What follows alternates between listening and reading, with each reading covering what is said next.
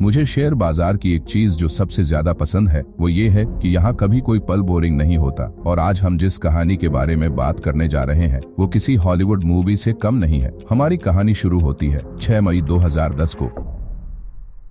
एक बहुत ही सामान्य, ठंडा और शांत दिन था। अमेरिकी शेयर बाजार में सब कुछ सामान्य चल रहा था, लेकिन अचानक दोपहर 2:32 के आसपास बाजार गिरना शुरू हो गया। शुरू में लोगों को लगा कि ये एक सामान्य गिरावट है, लेकिन फिर चीजें बिगड़ती चली गईं और फिर पूरा बाजार एकदम से धराशायी होने लगा। हर एक स्टॉक इतनी तेजी से गिर रहा था कि लोगों ने ऐसा पहले कभी नहीं देखा था। शेयर बाजार की भाषा में इसे फ्लैश क्रैश कहा जाता है और सिर्फ 15 मिनट के भीतर डाउ जोन्स इंडस्ट्रियल एवरेज 10% से अधिक गिर गया और इस फ्लैश क्रैश ने बाजार से $1 ट्रिलियन की वैल्यू मिटा दी। स्वाभाविक रूप से बहुत भ्रम की स्थिति थी। लोग समझ ही नहीं पा रहे थे कि हो क्या रहा है, तो उन्होंने टीवी चालू किया यह जानने के लिए कि आखिर चल क्या रहा है। लेकिन टीवी एंकर भी हैरान थे, वो भी नहीं समझ पा रहे थे कि क्या हो रहा है। वो भी शॉक्ड थे और डर के मारे सहम रहे थे। लेकिन हर कोई हैरान नहीं था। हजारों मील दूर लंदन के बाहरी इलाके में एक व्यक्ति नविंदर सिंह सराओ मुस्कुरा रहा था, और वो इसलिए मुस्कुरा रहा था क्योंकि वह इस फ्लैश क्रैश का मास्टरमाइंड था और उसे यकीन नहीं हो रहा था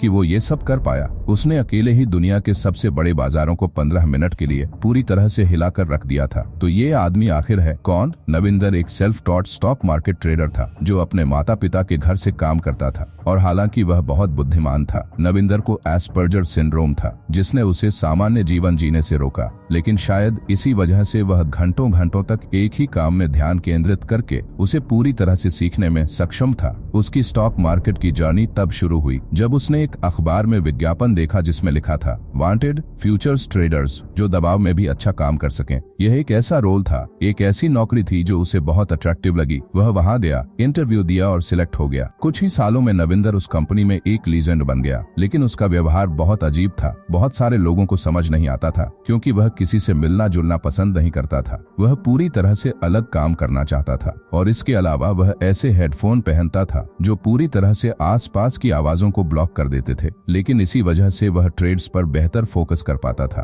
उसके आसपास के ट्रेडर्स के लिए वह किसी भगवान जैसी हस्ती बन गया था, क्योंकि किसी को समझ ही नहीं आता था कि वो इतना बड़ा ट्रेड कैसे करता है और इतना रिटर्न कैसे कमाता है। कुछ सालों में नविंदर ने अगला कदम उठाया। उसने 2008 में अपनी कंपनी छोड़ दी। 20 साल की उम्र तक उसने लगभग $2 मिलियन जमा कर लिए थे। अब अगर आप ध्यान दें तो यह साल था 2008, यानी ग्लोबल फाइनेंशियल क्राइसिस का दौर। हर जगह अफरा तफरी मची हुई थी और बड़ी बड़ी इंस्टीट्यूशंस अपने स्टॉक्स बेच रही थीं। शेयर बाजार लगातार नीचे जा रहा था, लेकिन नविंदर ने इसमें एक अवसर देखा। जब हर कोई बेच रहा था उसने उल्टा दाम लगाया। उसने सारा पैसा एक ट्रेड में लगा दिया, इस विश्वास पर कि सरकार इंटरफेरेंस करेगी और कीमतें फिर से ऊपर जाएंगी। और उसकी टाइमिंग बिल्कुल सही थी। उसने यह ट्रेड शुक्रवार को किया और अगले सोमवार यूएस गवर्नमेंट ने एक बड़ा रिलीफ पैकेज अनाउंस किया जिससे कीमतें 19% ऊपर चली गईं। नविंदर ने इस उछाल का पूरा लाभ उठाया और एक ही हफ्ते में अपने $2 मिलियन को $15 मिलियन में बदल दिया। लेकिन नविंदर की सबसे दिलचस्प बात यह थी कि उसने इतने पैसे कमाने के बावजूद निजी जीवन में एकदम नॉर्मल लाइफ जी। उसने कोई पैसा खर्च नहीं किया। वह नहीं चाहता था कि उसके परिवार या दोस्तों को पता चले कि वह कितना कमा रहा है। उसे दिखावा बिल्कुल पसंद नहीं था। शेयर बाजार के प्रति उसकी दीवानगी बिल्कुल एक बच्चे जैसी थी जो वीडियो गेम खेल रहा हो। लेकिन फिर चीजें बदलने लगीं। उसे एहसास हुआ कि उसके प्रॉफिट्स अब हाई फ्रीक्वेंसी ट्रेडिंग कर रही बड़ी इंस्टीट्यूशंस द्वारा खा लिए जा रहे हैं। उसे गुस्सा आया, लेकिन फिर उसे यह भी समझ आया कि अगर इस गेम को जीतना है तो उन्हीं हथियारों से लड़ना पड़ेगा। यही उसके करियर का टर्निंग पॉइंट था। उसने अपने एल्गोरिदम पर बहुत मेहनत की, उसे बेहतर बनाया, और फिर एक समय आया जब वह आसानी से एक दिन में $500 मिलियन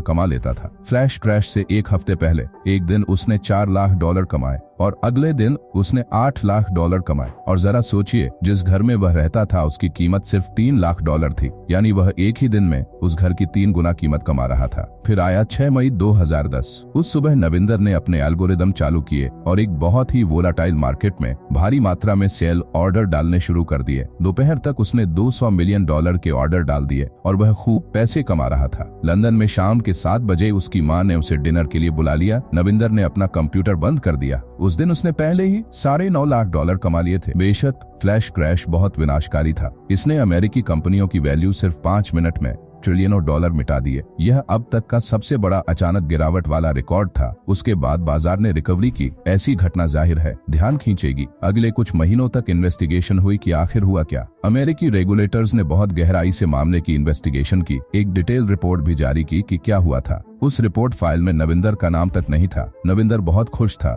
क्योंकि उसे किसी ने नहीं पकड़ा, उसका कोई जिक्र नहीं हुआ, इसलिए वह अपने काम में लगा रहा। उस समय अमेरिकी रेगुलेटर्स को अंदाजा भी नहीं था कि नविंदर ने क्या किया है। लेकिन एक डे ट्रेडर जो शिकागो की एक छोटी सी फर्म में काम करता था, अपने सॉफ्टवेयर को बैक टेस्ट कर रहा था। उसने देखा कि फ्लैश क्रैश वाले दिन कुछ बहुत अजीब ऑर्डर आए थे, बहुत बड़े ब्लॉक्स में जो आते और तुरंत चले जाते। ये बहुत अजीब था क्योंकि ऐसे ऑर्डर यूजुअली नहीं आते। उसने यह बात अमेरिका की कमोडिटीज फ्यूचर्स ट्रेडिंग कमीशन को बताई और वहीं से नविंदर की जांच शुरू हुई। उन्होंने नविंदर की ट्रेडिंग एक्टिविटी देखी और पाया कि वह लगातार बड़े बड़े ऑर्डर डाल रहा था, मल्टी मिलियन डॉलर के ऑर्डर, लेकिन उनमें से कोई भी ऑर्डर कभी पूरा नहीं हो रहा था। जब भी कीमत उसके ऑर्डर के करीब आती, ऑर्डर तुरंत बदल दिया जाता या रद्द कर दिया जाता, यानी वह कभी भी ऑर्डर पूरा नहीं कर रहा था। यह एक साफ साफ इलीगल ट्रेडिंग एक्टिविटी थी। अमेरिकी प्रोसिक्यूटर को समझ आ गया कि नविंदर स्पूफिंग या लेयरिंग कर रहा था। इसका मतलब है कि ट्रेडर्स मार्केट में बहुत सारे ऑर्डर डालते हैं लेकिन उन्हें पूरा करने का इरादा नहीं होता। जैसे ही कीमत उन ऑर्डर्स के करीब आती है, ऑर्डर तुरंत रद्द कर दिए जाते हैं। लेकिन इसका असर यह होता है कि कीमतें आर्टिफिशियल रूप से ऊपर या नीचे जाती हैं। यह मार्केट मैनिपुलेशन है। सीधे शब्दों में कहें, नविंदर मार्केट को स्पूफ कर रहा था। वह ये दिखा रहा था कि मार्केट में बड़े सेलर्स आ चुके हैं और बाकी के एल्गोस उस डर से बिना सोचे समझे रिएक्ट करने लगते थे और असली मूवमेंट बन जाती थी जो उसने नकली ऑर्डर्स से ट्रिगर की थी। फ्लैश क्रैश के करीब 5 साल बाद अप्रैल 2015 में अमेरिकी अधिकारियों ने नविंदर को लंदन में उसके घर से गिरफ्तार करवा लिया।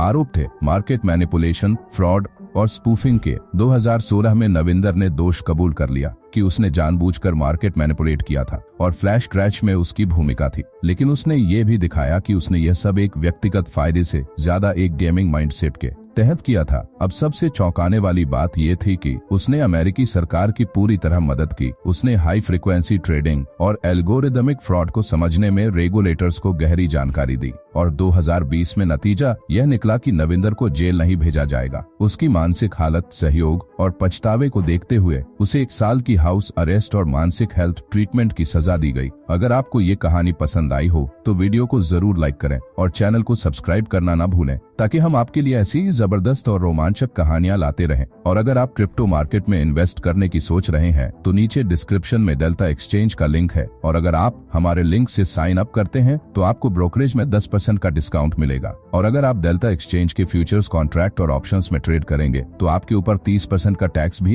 एप्लीकेबल नहीं होगा। आज के लिए इतना ही, धन्यवाद।